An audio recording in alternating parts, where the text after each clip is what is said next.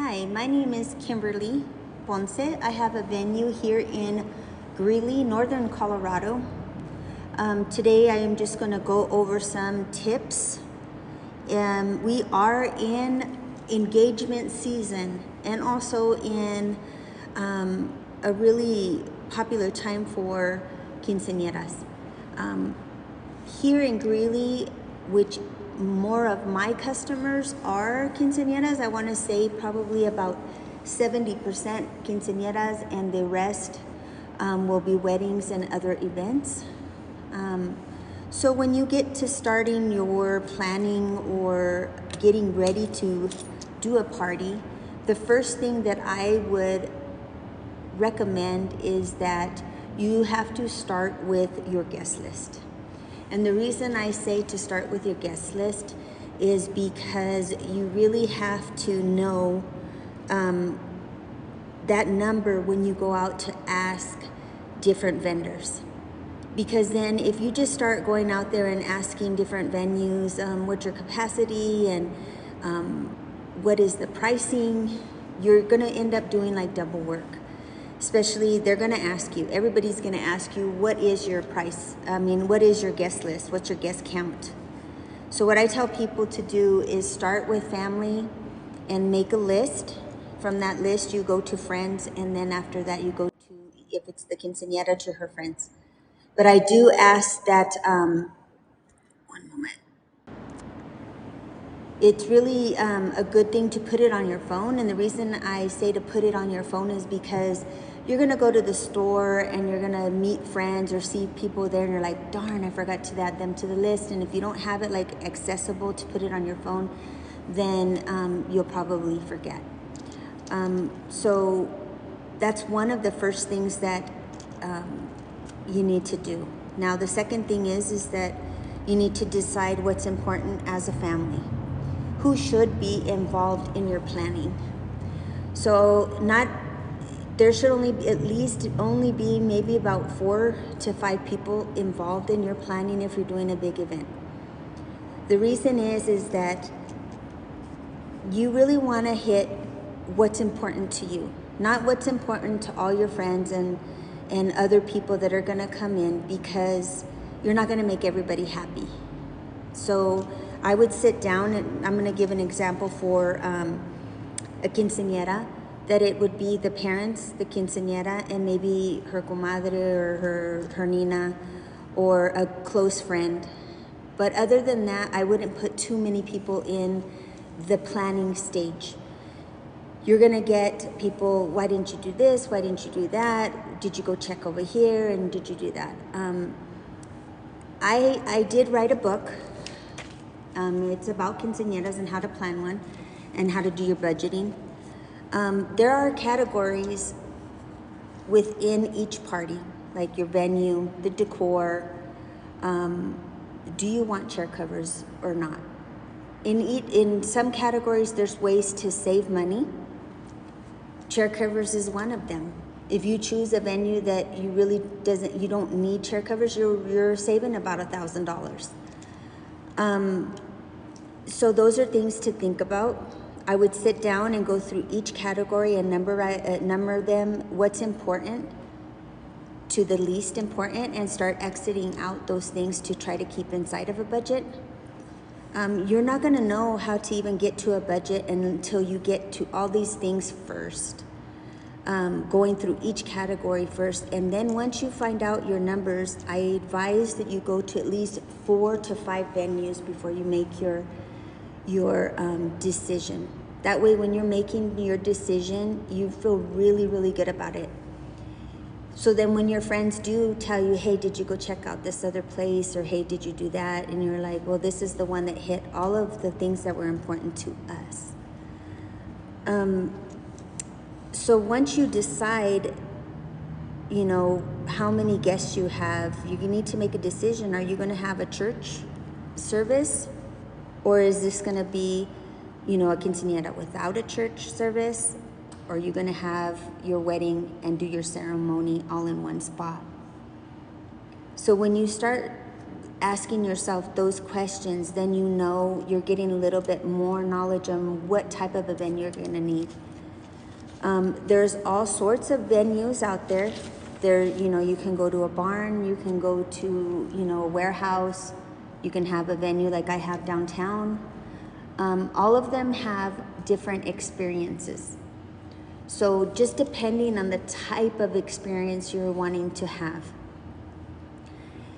you really have to check if you are going to go to like a ranch or a warehouse or a barn, do they have restrooms? And if they don't, can you see your daughter being with that big quinceañera dress getting into the restrooms in a porta potty?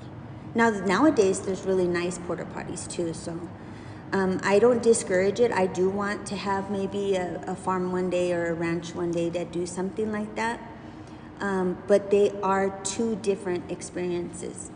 And so you really have to think about the type of experience you want to give. So once you start doing that, sorry, I've never really gone live on here, so I don't know how to really check some of these messages. So, but after you do that, I mean, you sit down and you start going through, and then I would start hitting like your decor. And so your venue, it'll first be your guest list, how many guests you have, and then start looking for a venue. If you're doing a quinceañera or a wedding, that dress needs to be purchased at least, I would say 6 months. People can say 3 to 4 months, but then you're waiting and it's getting down to the time and you're getting your dress a couple weeks before. And for alterations or just that feeling of being, that you have the dress and you're not worried about that piece, I always say 6 months. Now, if you do, once you get your dress, then the decor comes with that. So I can see a dress, and I'm also a designer. I go and decorate different halls, and I don't just do it here in my venue, but I always ask the person, I need to see your daughter's dress. I need to see what type of quinceañera, do you have a theme? And if the person doesn't have a theme, if the quinceañera doesn't have a theme, I have different things on Pinterest, and we'll sit there and we'll go through Pinterest with the mom and the daughter. And then if I still can't pull that out of them, I ask the mom to leave. And then I'll have a session with just the quinceañera, and we'll go through different things to try to pull out what's in her mind and to try to get that list going. From there, there are different areas to save money. Another area may be the cake. So that's where I say go through each category. Some people think that the cake is like very important. So if that is important to you, you've gone to this lady like all the time, to that same person, or you want a really nice cake, then you're going to spend, that's important to you, so you're going to spend your money there. If the cake is not that important to you, you can get, a cake from Sam's or Walmart or for somewhere else. I don't recommend that you stack them and have them delivered that way. I think if you do it separately and buy a stand and separate them that way and maybe put flowers around them, it doesn't look like so much it coming from like Sam's. There's just tricks like that to save money. But like I said, I have been doing this since 2009. I did get my venue in 2021. I feel like I've done so many different types of parties, ranging from expos, fashion shows, to birthday parties, to baby showers, weddings. I'm also ordained. We have done weddings here. I think I've done 6 weddings here since I have been ordained. I have also decorated in barns and drapery, putting up lights, and so I feel like I have those types of experiences to be able to help my customer when they come to me. I do offer that planning free at my venue. The day of, I'm only here for 2 hours to see that our event is running correctly, and then I leave it to my bartenders and to another person that's here cleaning. But I'm always accessible to my guests and to the bartenders if they need me. But I really, really have my customer ready for their event before their event happens. If they want me to stay and do like cutting of the cake and help them, I do have them make a timeline before they have their event. But if they want me to like kind of run their event, then there is like a different price for that. But as far as me doing that here, I do give that out as a free service. If we go somewhere else to decorate, I do charge more to go somewhere else because of course, the times of trying to take all my stuff, the loading and the delivery, and having to go and pick it up and do all of that is a lot more time consuming for us, and I have to pay more to my employees when we do that. So I will be coming back on. I did hit just the first part of my book.